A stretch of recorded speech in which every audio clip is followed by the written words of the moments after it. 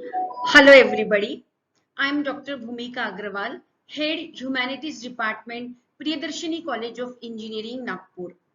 Today I would be delivering a short video on how to improve your public speaking.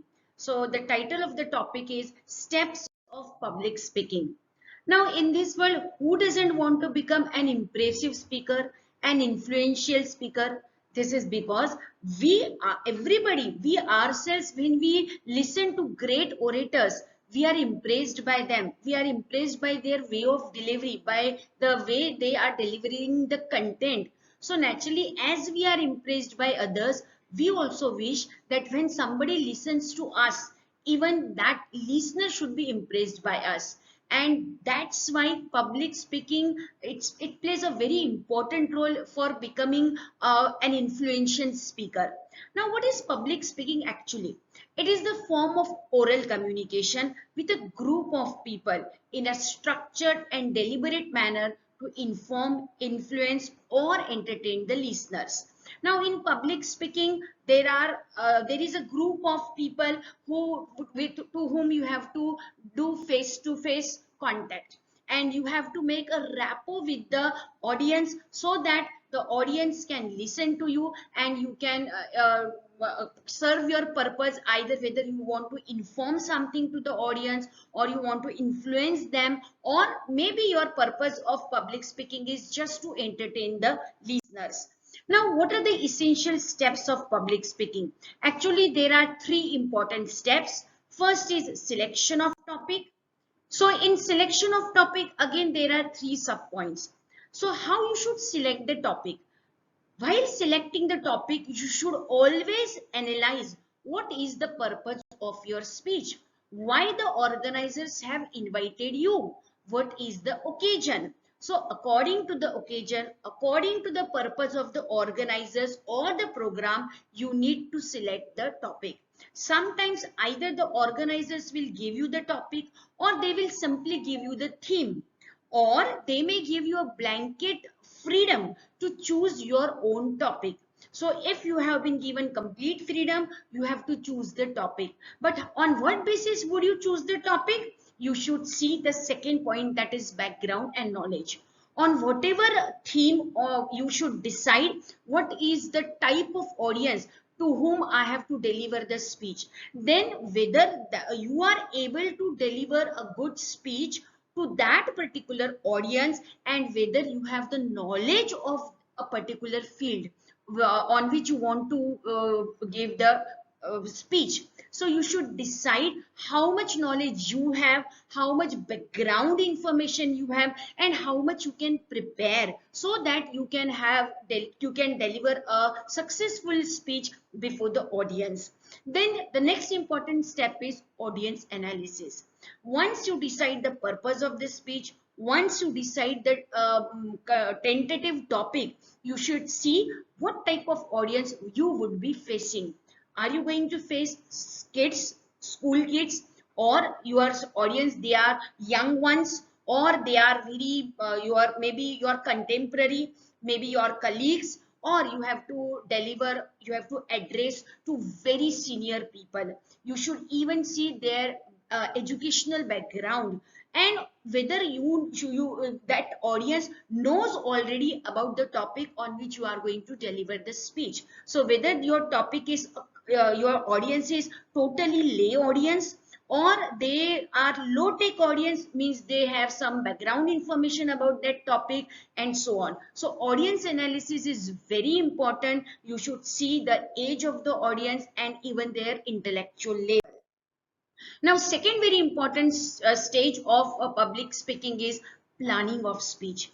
Well in advance, you should plan how you are going to deliver the speech, because in step one, you have decided the main topic. Now in step two, you have to decide how you are going to deliver the speech. So first step is mode of speech. You should decide whether are you going to directly go on the stage and start delivering the speech, or are you going to take some keywords with you, or you are going to take the whole script with you, or you are going to memorize this speech. So these are the four modes of speech. You have to decide any one, but the preferred way of selecting the right mode of speech is extemporaneous speech. Extemporaneous speech is considered to be the most preferred mode of speech by the speakers. Then time limit. One should be aware of the time limit which has been given to the speaker by the organizers. You should not exceed the time, nor you should complete your speech well in advance before the time. So you should manage the time according to the time given. You have to prepare your speech. If your speech is of 15 minutes, you have to select whether 3 points you are going to cover through it or not. And for that, how you are going to decide whether the time given is enough for you, you should practice in advance. You can even record your speech in advance while doing the practice, so you can even see whether you are able to complete your speech covering all the points which you wanted to deliver within the given time schedule. And then the last is very important part, that is drafting of the speech. So naturally your speech must have a good introduction, an impressive introduction, then the whole body of the speech, and then how you are going to conclude the speech. So in introduction, you should well in advance you should prepare whether are you going to start your speech with a question, or by showing some kind of exhibit to the audience, or are you going to narrate a story, or are you going to talk about some contemporary event, current affairs, and on the basis of that you are going to start the introduction. Because you all know that it is said that well, beginning is half done. So your introduction must be impressive, because that is the way through which you can hold the grip of your audience, so that you can impress the audience mind, and then they will be enthusiastic to listen to you. So that's why you should very carefully prepare your introduction. Then body, you have to decide according to the time limit given to you, and as per the interest of the audience, how many points you are going to cover in your speech, 3, 4, 5, and accordingly you have to prepare the content, develop the content, whether are you going to explain each point with enough examples, with quotations, with some kind of case studies. All these things you need to plan in advance. And then conclusion, it is said that whatever is said in the end, it is remembered for by the audience for a longer period of time. And that's why you must again in advance prepare your conclusion. Are you going to summarize the whole speech in the end? Are you going to summarize your speech by some quotation, or are you going to give some task to the audience, or are you going to tell them, means you are going to appeal the audience what they should do after listening to your speech. So in this way, in advance, you should prepare your introduction as well as conclusion very carefully and scrupulously. And then the last step of preparation for public speaking is practicing the speech.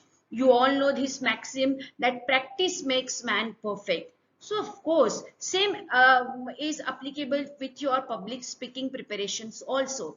If you practice a lot, because the more you practice, you become confident, you become experienced, so that now you are prepared from all angles. You are prepared for all the possible questions. You can analyze yourself while practicing this speech, and always take care that while practicing you should take care of these two aspects, verbal delivery as well as non-verbal aspects.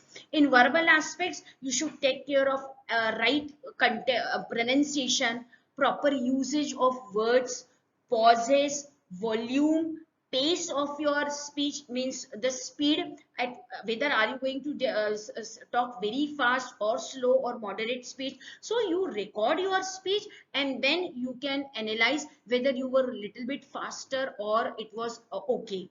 Even for while practicing, you can tell your friends or family members also to listen to you, so that they can give you constructive feedback, and accordingly they can give you some suggestions where they can tell you the areas where you need to improve your speech.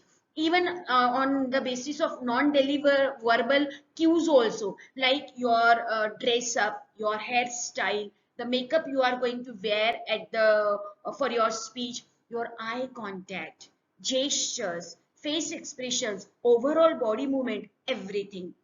So if you follow all these three steps very seriously, honestly, then I'm sure all of you can become a great speaker. It's not a very, don't think that becoming a public speaker is a Herculean task. It's easy, but you need firm determination and your preparation to become a good speaker and to do your hard work. Because if you follow all these steps, definitely you can become a great public speaker.